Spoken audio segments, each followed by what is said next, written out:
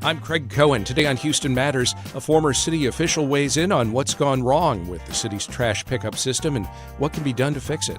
Houston Matters with Craig Cohen is a production of Houston Public Media with support from Baylor College of Medicine. Coming up, former Turner Administration Government Relations Director Bill Kelly shares his thoughts on the city's embattled solid waste management efforts. Also this hour, examining the intersection of medicine and religion. It's the focus of a national conference taking place here in Houston starting Sunday. And we preview this year's Buffalo Bayou Regatta. Thanks for joining us on News 88.7. Remember to check out our live video feed on Houston Public Media's YouTube channel. We'll start with a news update from NPR and News 88.7. Stay with us. Live from NPR News in Washington, I'm Corva Coleman. Defense Secretary Pete Hegseth confirms the Pentagon is asking Congress for an additional $200 billion for the U.S. military effort in Iran. NPR's Quill Lawrence reports Hegseth spoke following an escalation of attacks on Mideast oil fields. Hegseth and the chairman of the Joint Chiefs of Staff, General Dan Kane, began a news conference by paying tribute to the 6 servicemen and women who died last week when 2 Air Force refueling tankers collided.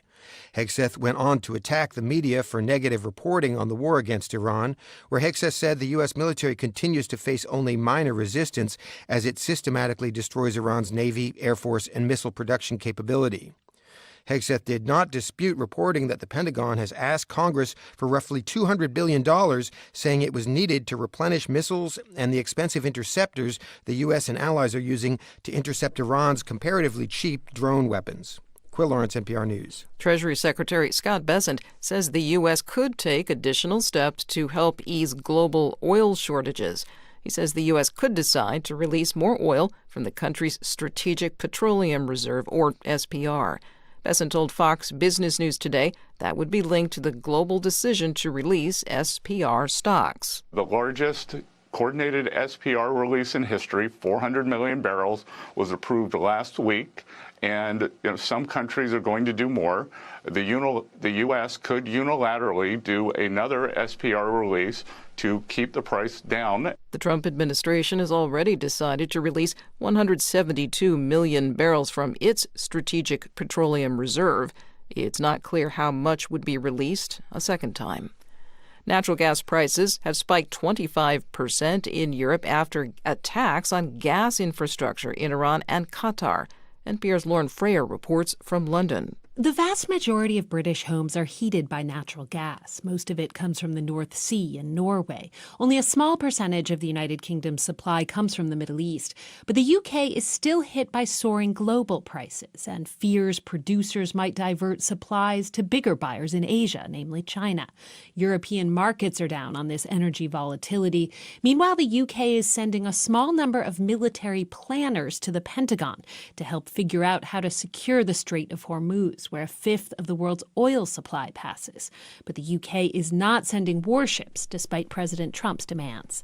Lauren Freyer, NPR News, London. A Senate committee has advanced the nomination of Oklahoma Republican Senator Mark Wayne Mullen to be the Secretary of Homeland Security. His nomination could be taken up by the full Senate as early as next week. If confirmed, Mullen would take over an agency partially shut down. Democrats are demanding changes in federal immigration operations. This is NPR. Support for NPR comes from NPR stations. Other contributors include the Alfred P. Sloan Foundation, supporting books, radio, podcasts, film, television, theater, and more to bridge science and the humanities. And the listeners who support this NPR station. Live from News 88.7 in Houston, I'm Matt Harab. Fort Bend County Judge K.P. George is back in court this hour for his money laundering trial. He's accused of spending over $40,000 of campaign funds for personal use. George's former chief of staff also testified, as well as campaign finance attorneys who have represented high-profile Republican elected officials.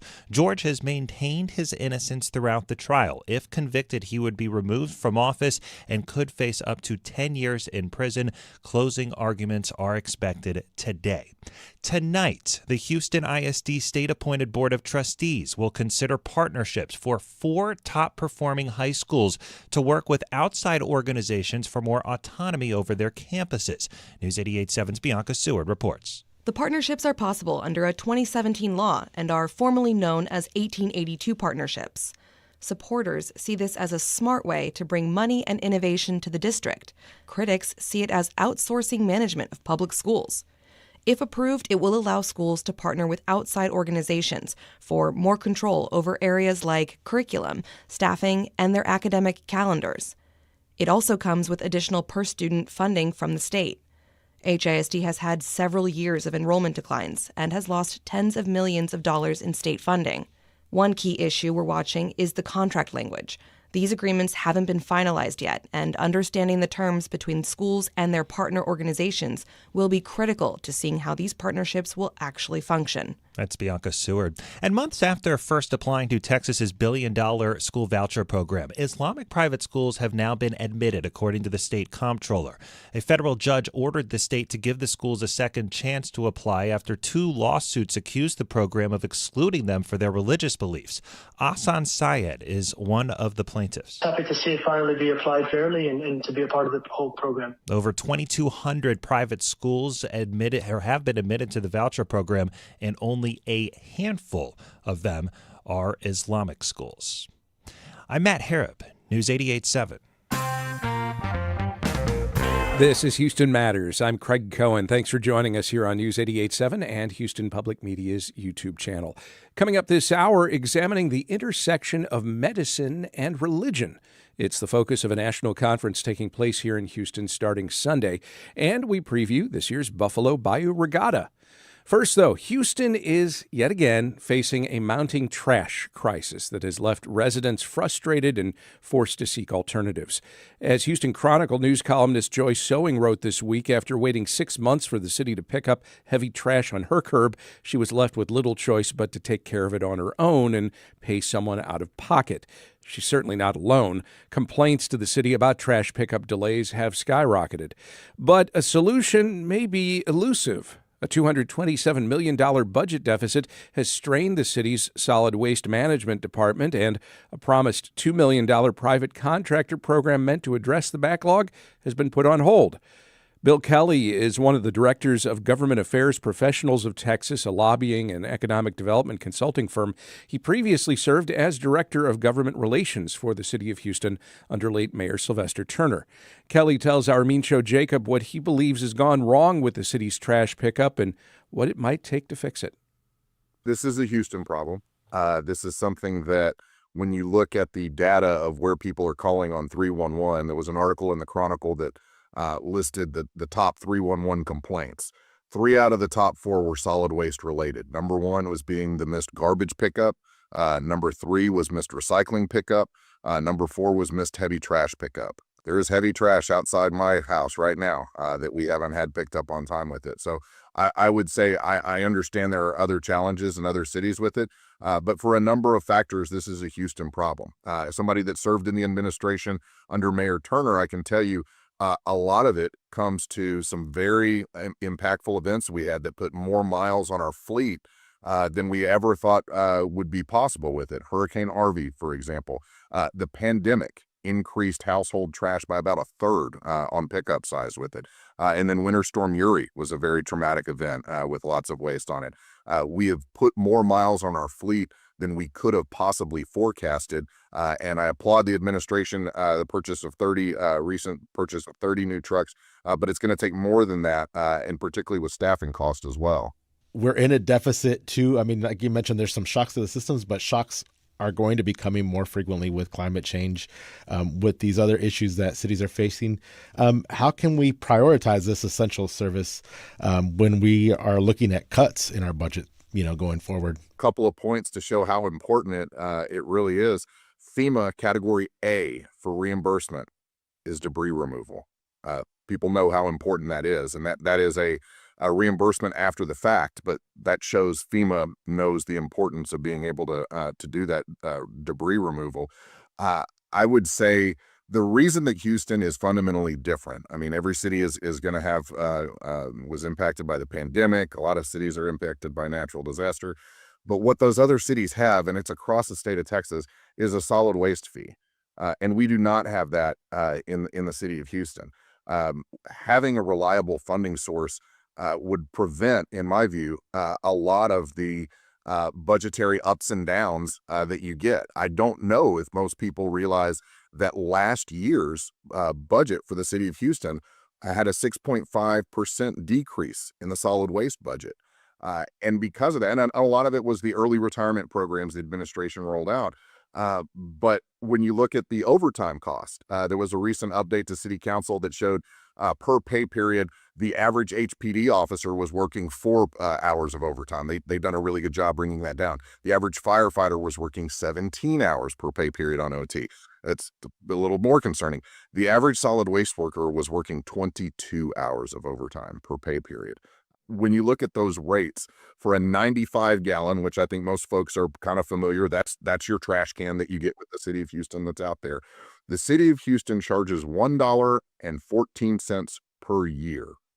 Okay, the city of Amarillo charges $24.18 a month.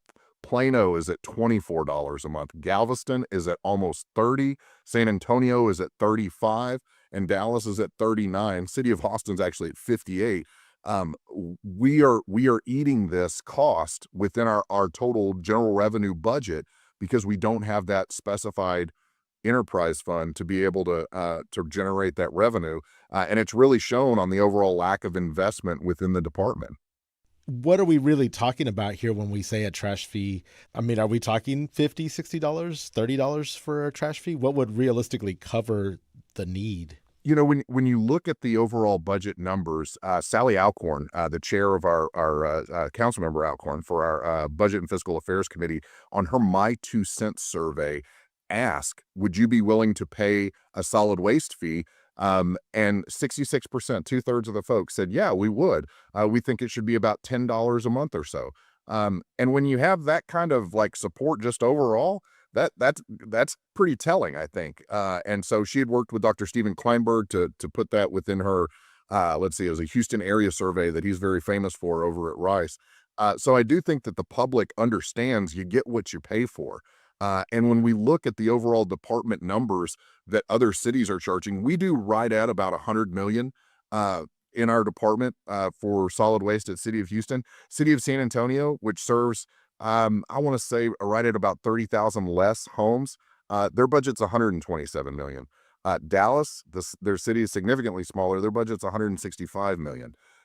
It's telling. You get what you pay for in government with it. And right now, what we're doing, and this is not, I'm not criticizing the administration on this. This is historically how Houston has operated. We just haven't had this separate and apart enterprise fund that has supported our solid waste department that every other big city in Texas has.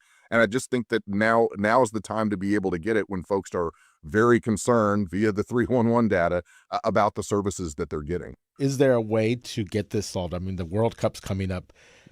Lots of eyes are going to be on Houston. Can we address this issue right now with the budget at hand? I think there are a number of things that Houston can consider. One of the biggest is the pay-as-you-throw program. City of San Antonio has this, where you have different sizes of containers which incentivize you to throw away less, right? So if you have a 95-gallon deal, that'll charge you the $30+ a month. But if you have a smaller, like 65-gallon deal, it'll charge you significantly less. What we've seen from cities like San Antonio is when you make that financial incentive, that there's actually a 28% reduction in the amount of waste that goes out when you have that financial incentive. So that in itself is a good program that Houston could look to emulate. And I do want to give credit to the administration on looking to try and fix the bulk and heavy trash pickup, which I think the Chronicles article today does a good job kind of describing. This was a system that they inherited that is very, very tough. And the director has been looking to move to an on-demand system, which is something that a lot of other communities have done, as it doesn't make sense to have a heavy trash pickup machine driving down a street when it doesn't see heavy trash, right? Let's send that truck to where we know there's going to be heavy trash to pick up and make the whole system more efficient. And I know they're looking to be able to roll out that program now. And as that happens, we want to try and do a lot on the public education part so that people will know about it. That's one of the other things too, because of how tight our resources are, it's hard to advocate for things like a public engagement program so that people will understand better what goes in recycling and what should go in the garbage. One of the biggest misconceptions we have for folks on recycling is they continue to bag their recycling. No. Those need to be free form so we can sort them at our recycling facility on that. So just being able to fund a public awareness campaign would be great, which we can't do right now because we're concerned about our driver salaries and our trucks. So getting those more resources, there's a lot of stuff that could be done right now. We just need the money and the will to be able to do it.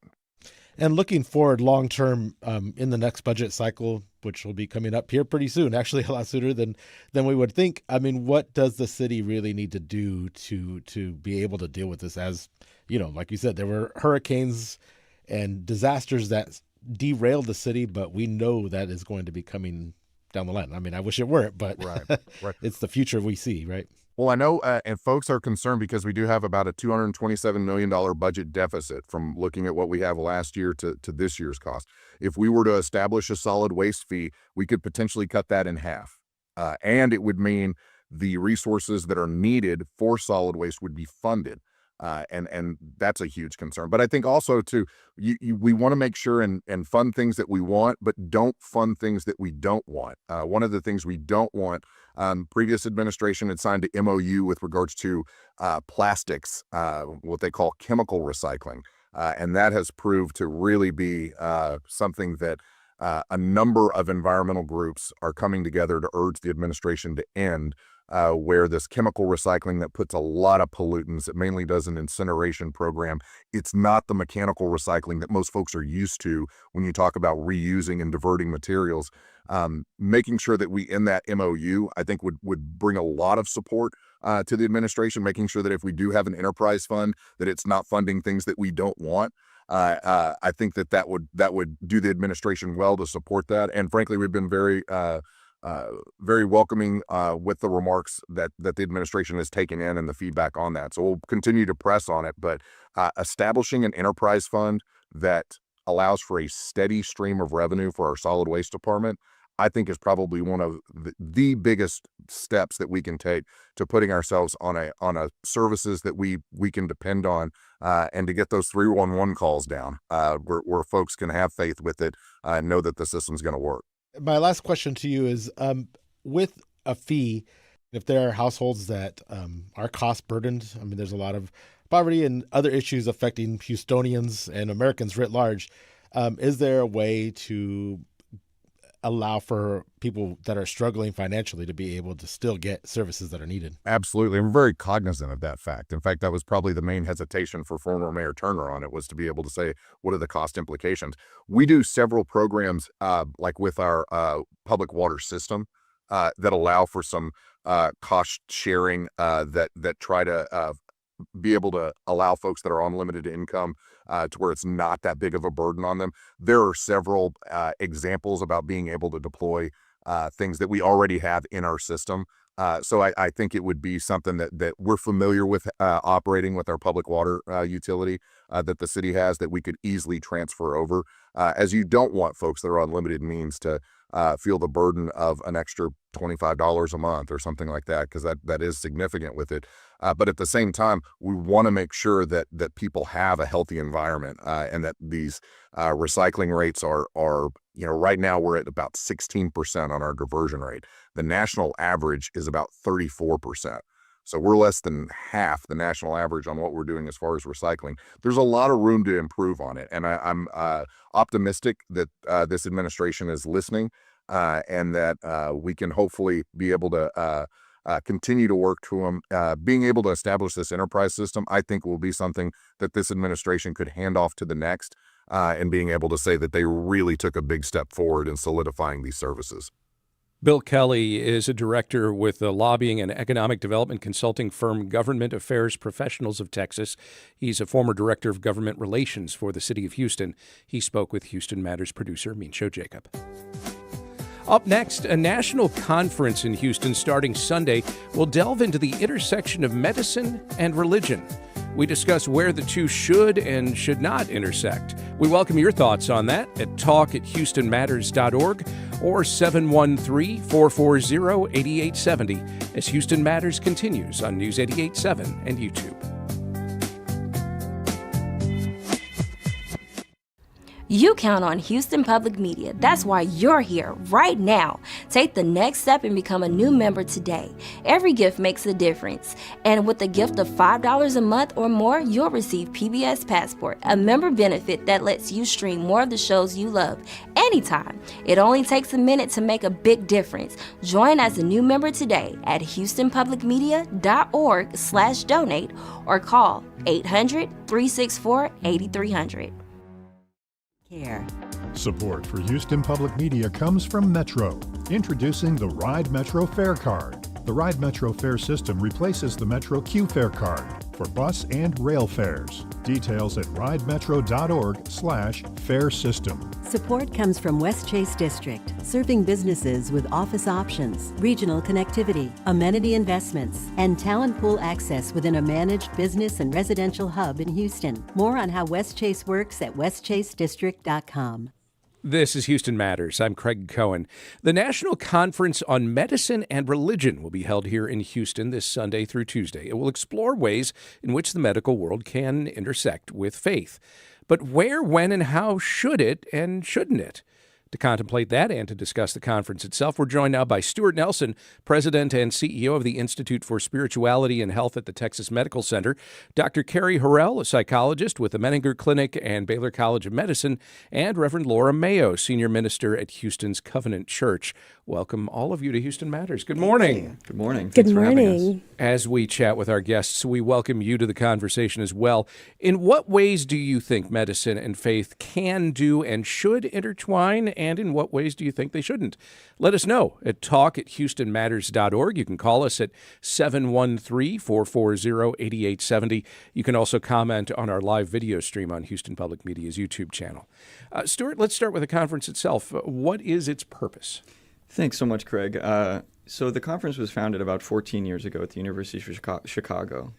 And the questions that they were asking when the founders of the conference were gathered together was, in what ways can religion at its best inform the practice of medicine as we face challenges in the 21st century? So what can our ancestral and wisdom and religious traditions teach us about how to practice medicine? And then how does the practice of medicine reflect back onto our understanding of our faith and our spirituality? So each year, the conference theme changes. This year, the theme is the prophetic voice. And it asks how things like ritual and architecture and art and music and food from our traditions can give us clues about how to meet the challenges of the practice of medicine.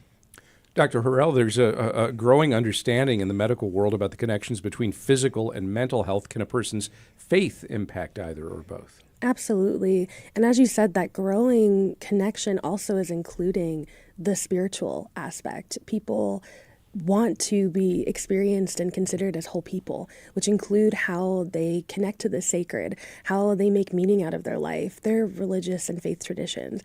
And so as people enter the healthcare space, they're really wanting to be understood as whole people. And this conference, which I've been to, it's an incredible conference, I think offers the space for multiple different kinds of people who are interested in that integration to come together and think about how to do it best. Yeah, Stuart, how much of this conference is about understanding this intersection as it applies to patients, and how much is it about as it applies to doctors and nurses and other medical professionals? So it definitely does both, and there's a really interesting interfaith aspect to the conference as well. So we are not aligned with a particular tradition. There's a focus primarily on the Abrahamic traditions, but there are also presenters from other traditions as well. So you have this amazing concentration of scholars and medical professionals and faith leaders and chaplains, some members of the general public, who are together wrestling with this multi-layered kind of and very textured intersection, both on the patient care side as well as on sort of some of the moral choices that healthcare professionals have to make, some of the burnout issues that happen, and how faith can be a sustaining force, when in times of suffering on both sides of the healthcare equation. The other interesting layer that I think is increasingly present at the conference is this public health view. So, a lot of times we think of healthcare as relegated to these tall towers in the Texas Medical Center. But more and more we're asking, how does health happen out in the community? How does health happen in our faith communities? And so those are some of the things that I'm very excited to explore the next few days. Reverend Mayo, how often do you counsel parishioners through physical or mental health challenges? Well, quite often, right? I mean, I think the whole idea of the conference is that we're whole people. So it's a holistic approach, and we're not just one thing. So I think often in the medical setting, we become a diagnosis, but we're so much more than that. And sometimes in the religious setting, various ones, we might sort of isolate other parts of ourselves and only focus on our spiritual well-being when we're all of it all the time. And so I regularly am in MD Anderson, or I'm regularly in my office with someone who's facing a new health challenge and trying to make sense of it, right? We're meaning-making creatures. So doctors, nurses, aides, and the patient and the family, we're all trying to make sense of what we're experiencing. And I think ritual and storytelling and compassion, when medicine and religion act together and help us see each other as whole beings, it can only be helpful. I get that holistic approach, but I also wonder if there are lines. And when you are about to step onto or over or leap beyond that line in a way that maybe you think you shouldn't. How often does that come up? There are definite lines, I think. And, one reason we need conferences like this is to help us see the lines and help us know how to communicate with each other. So, at its extreme, medicine becomes cold and purely technological medical diagnoses. At its extreme, religion can become purely superstitious. And what we need is to talk to each other and to talk with patients and families and have us all in the room together, because we don't want to get into any extreme. We want to really see each other and know each other and listen to each other. Again, I think one of the valuable places with this intersection is really listening to ourselves and each other and to the patient, so that we can understand that it's not just whatever brought them in today. It's also how their mom died and their worries and their thoughts about an afterlife. I mean, all of that swirls. And my sense as someone who trains medical residents, therapists who are up and coming, is that more often than not, people are afraid to step over a bounds, and so they keep themselves really far away from the possibility of doing something that's outside their scope. So I think one of the things that I actually do training on is how do you do a spiritual and religious assessment for a person coming in for psychiatric care, because that's my discipline. And a lot of times people in training, they say, well, I don't want to say something that offends. I don't want to say something that then is moving outside of my scope. And there, I think, is a hunger for exactly what Laura was just saying, which is how do we do this well? How do we do this in a way as practitioners of people in the clergy, as people in academia? How do we connect with people within our scope and then utilize that interdisciplinary support when it is falling outside of our scope? This is Houston Matters. I'm Craig Cohen. We're discussing the intersection of faith and medicine ahead of the National Conference on Medicine and Religion here in Houston this coming Sunday through Tuesday. Our guests are Stuart Nelson of the Institute for Spirituality and Health at the Texas Medical Center, Dr. Kerry Horrell, a psychologist with the Menninger Clinic and Baylor College of Medicine, and Reverend Laura Mayo of Houston's Covenant Church. We welcome your questions and comments at talk@houstonmatters.org or 713-440-8870. Can we get into maybe some practical examples of ways that faith can, does, and should intersect with medicine? Let's start there, and then we'll get into some of them, the ones where maybe it shouldn't. But first, what are some precise examples of circumstances people may find themselves in, medical, whether we're talking about physical, psychological, spiritual, what have you? So we use a three-part framework at the Institute to understand this relationship between religion and medicine. The first example and the first pillar of the framework is cultural competency. So if you're a healthcare professional and someone with a particular set of religious beliefs and practices walks into the office for care, it's important to know something about that person's character, their beliefs, their deeply held beliefs, things as simple as dietary preferences or gender preferences about who can be seen or what kind of a practitioner is appropriate for that context. So there's this cultural competency and cultural humility aspect as well. So as a healthcare professional, it's important to understand how one's projecting your own beliefs and practices onto patients when you see them. So that's the first pillar. The second pillar is one that is gaining more and more kind of popular, it's in the popular consciousness, is this idea that beliefs and practices from our traditions can impact health. The classic example is the mindfulness revolution, right? Meditation, mindfulness, study after study show that they lower blood pressure. People rely on the power of prayer in times of crisis. There's social support that comes from faith communities when one is experiencing suffering. So there's this way in which beliefs, practices actually impact health. And then the third pillar is the inverse of that. And this is an interesting one because it flips it on its head and it asks, how does health reflect back onto our beliefs and practices? One can imagine if you're going through a crisis, if you have a loved one who just died or you got a chronic disease diagnosis, that might impact the way you walk through the world. It might impact the beliefs you cling to. It might impact your relationship with God if that's a concept that's part of your worldview. So it's this conversation, and I often like to say it's a dance between faith and health, between spirituality and health. It's not one direction. It's not that we just use our beliefs to better our health. It's this dynamic relationship, and it's not always positive. Like you've hinted at. For example, there's this concept, negative religious coping, where people say things like, well, the reason I'm sick is because God's punishing me, and that can be maladaptive, and it can lead to all kinds of other problems. So that's where really competent professionals like Kerry and Laura come in to help navigate those kinds of dynamics with people who are in need. Obviously, conversations and conferences like this don't happen in a vacuum, and it takes place in a world where we increasingly have more and more people who are not religiously observant, who do not believe in God, or do not see faith as being a part of this process. Is that part of this assessment? Do you kind of, and I guess this is really a question maybe for you, Reverend Mayo, is that something that you need to respect that space? If they fill out a form that's, and this usually happens, you go to a hospital for a procedure, there's usually a question there like, would you like a chaplain to come visit you or something like that?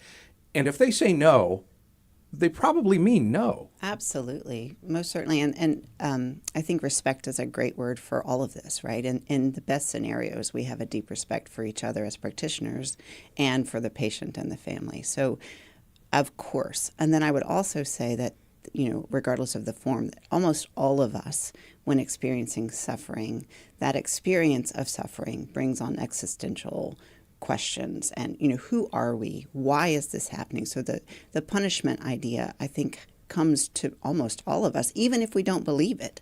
Some part of us says, what did I do wrong? That means that now I have whatever it is. And so, again, working together and even just knowing that for most of us, we're having thoughts like that. So when the doctor or the nurse or the whoever it is comes in and says, you didn't cause this, like what a relief that we're giving ourselves and each other when we can just name what might be going on for most people.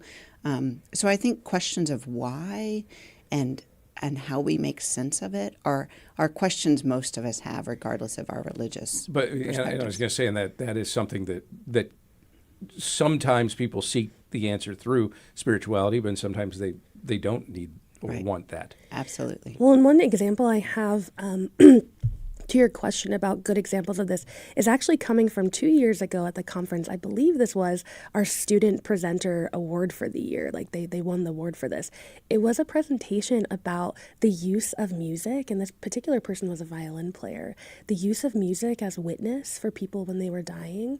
And the presentation was about how to attend to a person's spirit, again, regardless of religious affiliation, but attend to their spirit, especially when they were no longer able to use words, they were no longer able to communicate, but still to show that we're there and we're hearing and we're with you. And using music to do that, it was such a moving presentation, and I thought it was such a good example of this, of how do we use our human spirit to connect with other human spirits, especially in these incredibly dark and trying times of life, like going through the death process. And so again, I think this work is how do we do that in a way that is respectful, in a way that helps people to feel seen, without, again, feeling like thrusting traditions or, again, expectations on them.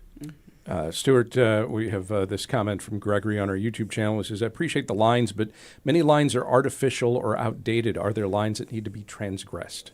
It's a great question. Thanks for that.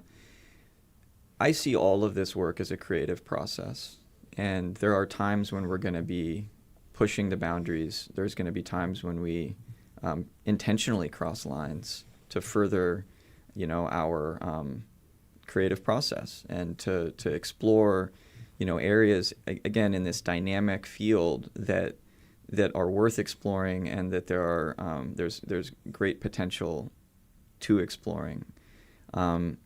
So yes, there are times when it's important to move past boundaries that have been established, but I think it needs to be done in a sensitive way. It needs to be done in a caring way, and it needs to be done in a way that has kind of an intention of care behind it. There's one thing to pursue this integration, to force it, for one's own ends, to maybe further a religious agenda or a medical agenda.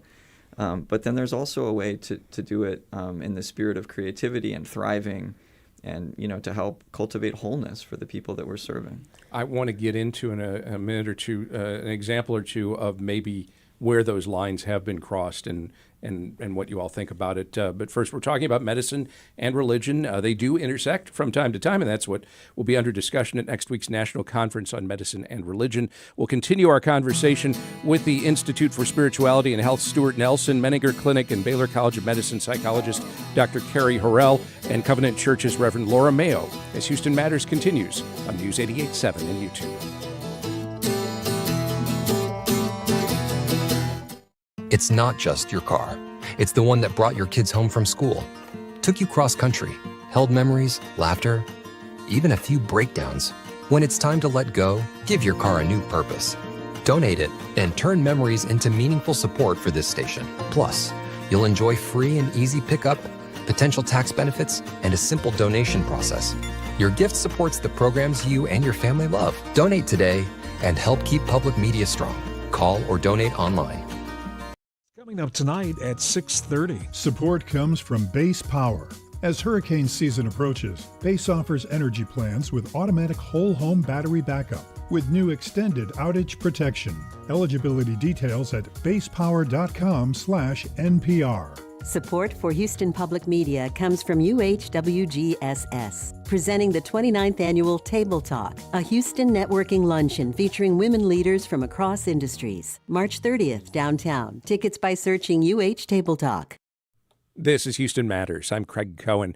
We're discussing the intersection of religion and medicine ahead of a national conference on that subject coming to Houston Sunday through Tuesday. Our guests, Stuart Nelson, President and CEO of the Institute for Spirituality and Health at the Texas Medical Center, Dr. Kerry Horrell, a psychologist with the Menninger Clinic and Baylor College of Medicine, and Reverend Laura Mayo, Senior Minister at Houston's Covenant Church. And we welcome you to our conversation as well at talk@houstonmatters.org or 713-440-8870. Dr. Horrell, you wanted to bring up an example or two of line crossing when we talk about this intersection. Well, in this question I believe Greg posed of where are there some places where we might push or think about old lines, Dr. Lisa Miller, who's actually on our adjunct faculty at ISH, she's a great example. She's a researcher and has done tremendous work at looking at spirituality and particularly trends around spirituality. And really what we have found and what we see is that we are going through a remarkable generation of disconnect from spiritual matters. And I think what we can know from the research is that this is an area where we can kind of highlight and suggest and bring to the public that regardless of faith traditions, regardless of connection to religiosity, spirituality is something everybody could have access to. What it means to connect to your own sense of being human. What does it mean to connect to something that matters to you? And that there are tremendous health benefits from being able to connect to a sense of spirituality. Again, no matter how you connect religiously. And so I think that's one of those lines. It's not kind of, one of the things I say is not throwing away the spiritual baby with the religious bathwater, that this is something regardless of affiliation or desire to be affiliated with religion that people can connect to. We tend to talk about this a lot from the perspective of a patient and a spiritual advisor in a hospital or something like that. But we also have doctors and nurses who have deep religious values about things that we often have hospitals themselves that have policies that relate in some way to the religious origins of the hospital itself. How often do we find ourselves in situations where there's either a patient whose religious background precludes a procedure from taking place, or a doctor doesn't want to do a procedure because of their religious perspective on something? I mean, we deal with that with something like abortion, obviously, in this state. We've seen dramatic examples of that, but this doesn't come up just occasionally, right? Yeah, so it doesn't come up just occasionally. I think it's a matter of daily life for our healthcare professionals, and that's why conferences like this are so important, is because there might not always be the space within an institution to really wrestle with these issues in a way that there's space there. There's others who are going through similar things, and there's time to discuss and really excavate, the meaning of these circumstances, the pressures on our healthcare professionals and patients alike when confronted with these kinds of challenges. These kinds of conversations and really, really tending to them and moving through these challenges becomes generative, and it becomes, an engine for innovation and togetherness. Interestingly, the Institute, we ran a series of 44 focus groups last year. We reached over 500 people, and we asked, what does good healthcare look like? And interestingly, it wasn't, we want easier access to our medical records through technology, or we want a better AI to help us navigate insurance, or we want, a more efficient sign-in process when we get to the clinic. The overarching driving theme in the focus groups was we want a more warm and human connection with our providers. And so there's this choice that we can make as a culture, when faced with emerging technologies.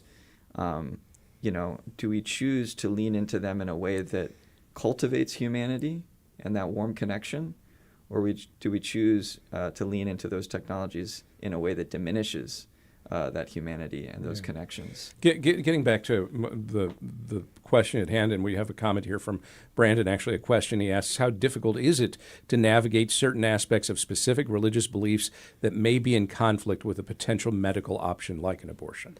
Well, one thing I wanted to just quickly say, and I learned this through my attendance at this conference as an attendee, is that there's a whole field of medical ethicists who specialize in this, and it's becoming far more common that during medical training, this is a part of how students are being taught to think. They take classes on medical ethics that are taught often by theologians and people from faith traditions.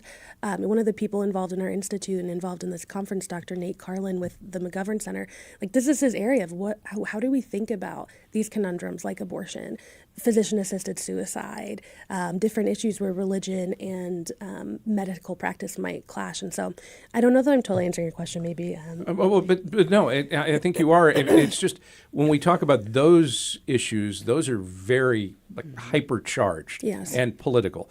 So let me throw out a couple of examples, personal examples I can share that are on a much lower scale, but I think get right at this question of where lines can be crossed. So I had a couple of procedures done in the last year at area medical facilities, and a couple times encountered faith in the world of medicine in circumstances that I actually did not want, but didn't feel I was in a position, in a circumstance where I should articulate that. So let me give one example. One was a procedure, one I was awake for, where before the procedure was completed, the doctor stopped everything to lead the rest of the medical team, nurses included, in a prayer, in a Christian prayer. I'm Jewish.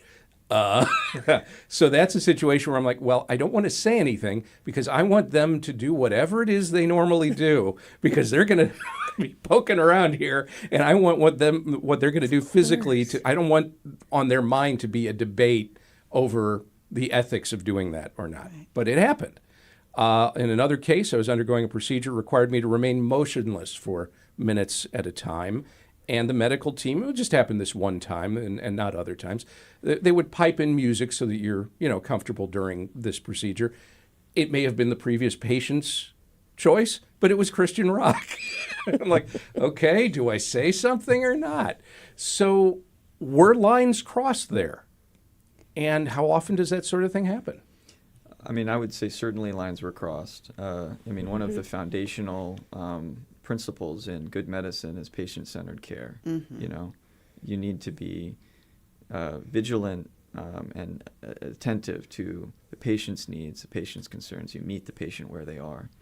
And so I think that asking permission to pray is always an essential step in any kind of step like that, in any context like that. But even in a case like that, then doesn't that put it then on the patient to say yes or no and risk the possibility that the doctor or nurse or whoever it is will be offended and thinking about that instead of thinking about the physical procedure you want them to focus on? I think this is why we have to start from a place of humility, right? If humility and compassion and inclusivity are our driving foci, then this sort of thing doesn't happen, right? We start from a place of humility. I don't know what's going to feel helpful to you, and I want to find out. So that place of listening, of compassion, of truly hearing each other instead of assuming somebody wants something that they may not want. And exactly when one is asked, it's very hard to answer, but not asking is way worse. So it's better, the better choice, right, from this place of humility, inclusivity, listening,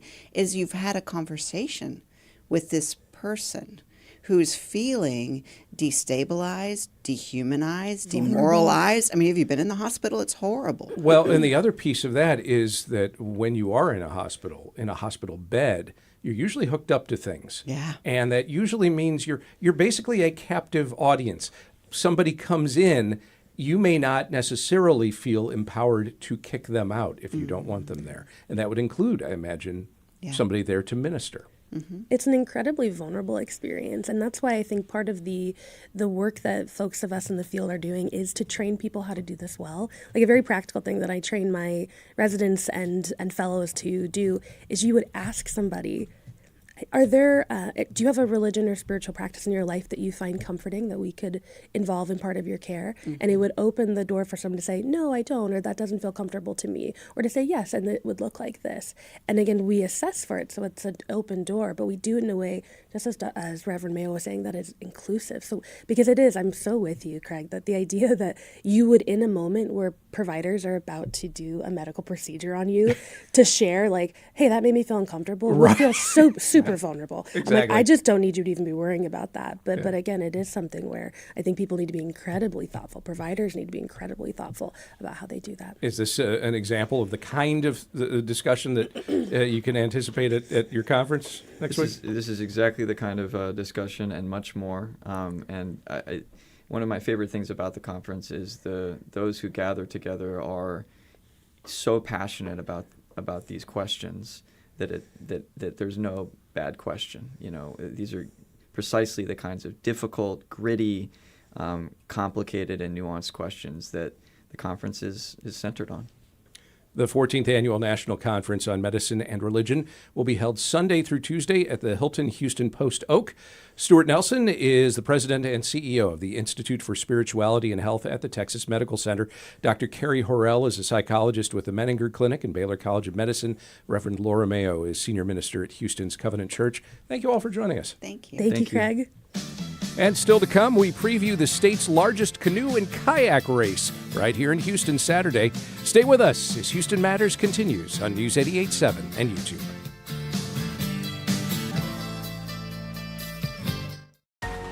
We know you value Houston Public Media. That's why you're watching right now. So take the next step and become a new member of the station you rely on. Every gift makes a difference. And what matters most right now is supporting the station that brings you the news and information you rely on. It only takes a minute to make a big difference. So join as a new member today at houstonpublicmedia.org/donate or call 800-364-8300.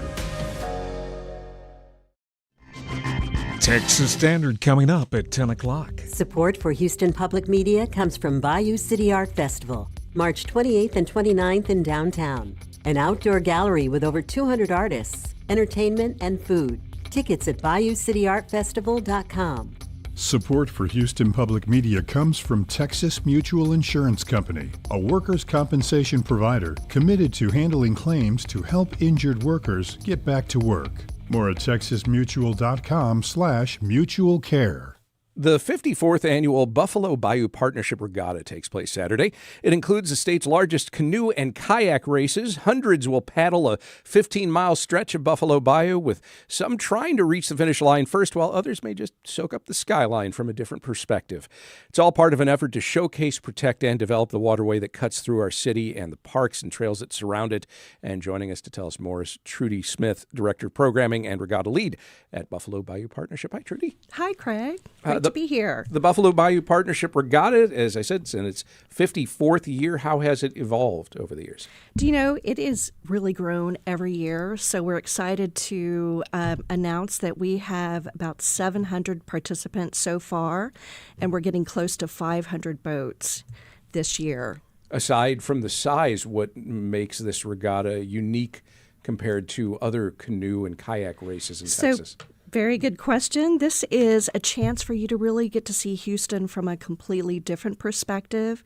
And this is the perfect time to paddle Houston's historic waterway, because we've got so many people involved to make this happen. We've got the Harris County Flood Control District to help with clearing. We're working with U.S. Corps of Engineers, and we've got our sponsors. And this is just really a great time to be outside and experience this unique Houston tradition. And I can say from personal experience, having kayaked the bayou, there really is nothing quite like that experience of seeing, once the Houston, like the downtown skyline opens up in front of you as you're along the water. It is a completely different perspective. You find yourself going, seeing the backside of buildings that you're used to traversing on highways. It's a whole different perspective on the city. It is. You are right. And so you get to feel, when you're very west of downtown, what you think of the bayou. So it's very narrow. It's very lush. You get a little more developed into downtown, and it's like Oz. It's all like this. And one more aspect that I wanted to mention is that the proceeds benefit Buffalo Bayou Partnership's mission to create, to steward, and to activate these places along Houston's historic waterway. With hundreds of folks participating, it's a lot of canoes and kayaks, some of them, very seriously and intensely racing, but plenty, I imagine, who are going to take their time and just enjoy it. How do you accommodate both of those things? We have 4 different races. So it's about a 10-minute increment between the races. And so we've got the just for fun, a little bit of those who are non-competitive. We have those going first so they can leisurely paddle. Yeah. And then we have the fastest boats going last. So it is a little bit of a maze kind of going through. I was just going to say, boy, The problem with the just for fun out front is that some of them may be just for fun, but they may not know what they're doing. Like someone like me could really be in the way. Well, we've got a lot of great paddling etiquette. So those, lots of respect. Those that are going just for fun, it typically takes about 3 hours to paddle that 15-mile stretch.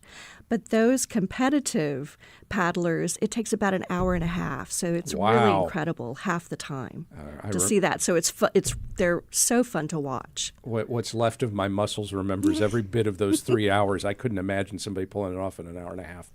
For somebody who is experiencing the regatta for the first time, what do you think stands out the most?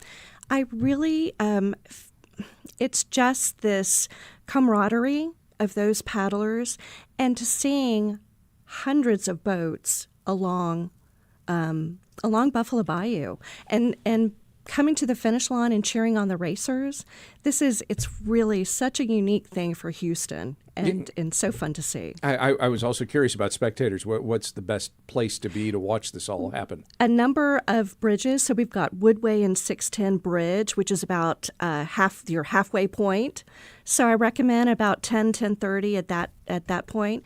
And then when you get along Buffalo Bayou Park, we've got a number of pedestrian bridges. We've got Jackson Hill Bridge, Sabine Street Bridge, and then the finish line at downtown's Allen's Landing. That's the finish line, Main Street Bridge. You can cheer on the racers as they cross the finish line. There's not much along Buffalo Bayou in terms of like dangerous rapids, but there's some moments, some stretches here and there where it can be a little bit tricky to navigate. What kind of safety measures are in place? Should somebody, boats flip over, people kind of find themselves, traveling through murky water? Right. So we've got an incredible safety team. We've got Texar. We have over 5 boats with Texar. Some are motorized on rafts, and over 30 different people along the different stretches, along the banks. We've got our sweet boats, which is a lot of the Houston Canoe Club members who volunteer to do that. And then they are stationed along the route to make sure that everyone is safe. So we always say that safety is the first priority and having a great time is a close second for this event. For someone who is an absolute beginner but wants to participate in some way, what advice would you give? So make sure to hydrate and make sure to not to give all your strength at the very beginning, but to pace yourself. There is going to be a little bit of a push with the current of the water, but it really is. You've got to, take a break when you want to, but the most important thing is just to make sure and hydrate. Water, it is going to be a little warmer, but it's going to be a perfect day. It's going to be cool to begin the day, and then you'll be warming up. Maybe also if any chance to pair up rookies with more experienced kayakers or canoers? Maybe not on the day of the event, but make sure and give us a call, and we'll try to see if there are those other paddlers who are looking for a paddling partner. And there are also companies that lead tours and things like that on other days, right? That's correct. Absolutely. There are a lot of kayak rental vendors. Yeah. Absolutely. The 54th Buffalo Bayou Regatta is Saturday. It will start along the bayou at San Felipe and Voss. It will end at Allen's Landing. First race, the first crew, the lazy kayakers and such, they're starting at 8 a.m.? They start at 8 a.m., an early start. And then, so you'll have an hour. 9 a.m. is the second start. 3 starts after that. So buffalobayou.org to learn more. Trudi Smith is Director of Programming for the Buffalo Bayou Partnership. Trudi, thank you. Thanks, Craig. And that will do it for today's show. The Houston Matters team includes Michael Haggerty, Joshua Zinn, Brenda Valdivia, Mincho Jacob, and Laura Walker. Jared Carroll's our technical director. Oh, excuse me. Again, 2 days in a row I did this. Tom Carter was our technical director today. Jared will be back next week. On tomorrow's show, we will contemplate oddities in the news on this week's The Good, the Bad, and the Ugly. I'm Craig Cohen. Join us tomorrow for those and other Houston Matters.